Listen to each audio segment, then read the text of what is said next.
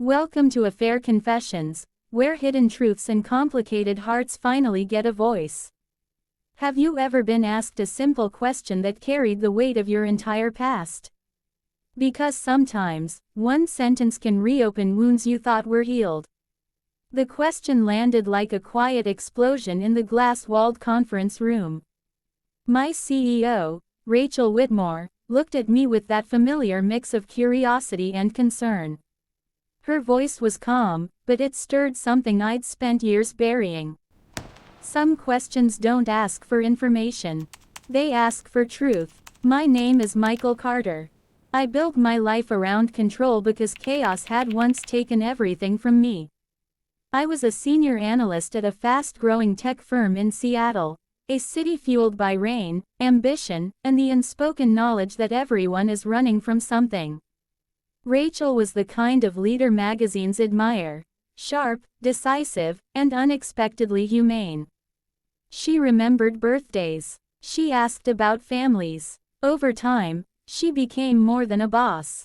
She became a steady presence. From the outside, my life looked enviable.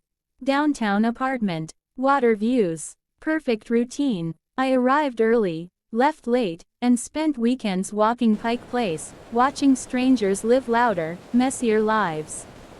What no one saw was why I avoided questions about dating or the future. Years earlier, I'd been married to Hannah Brooks, a schoolteacher with a laugh that softened even the worst days.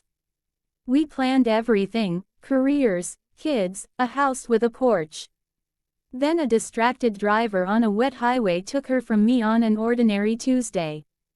Grief didn't arrive all at once. It came disguised as responsibility.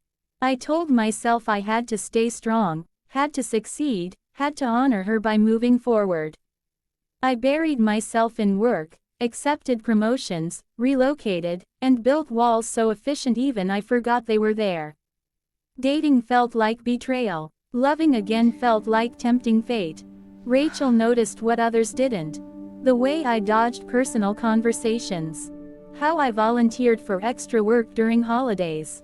One late afternoon, when the office had emptied and Seattle faded to gray, she finally asked what was stopping me from dating. I answered honestly. I told her my heart already knew what it felt like to lose everything, and I wasn't sure it could survive that lesson twice. I spoke about fear dressed up as loyalty. About doors closed by tragedy. The heartbreak in her eyes was immediate. She had her own quiet wounds: a divorce, a life built around work because hope felt risky. My answer didn't just explain me. It reflected her back to herself. After that, something shifted. We stayed professional, but the warmth disappeared. No more casual check-ins.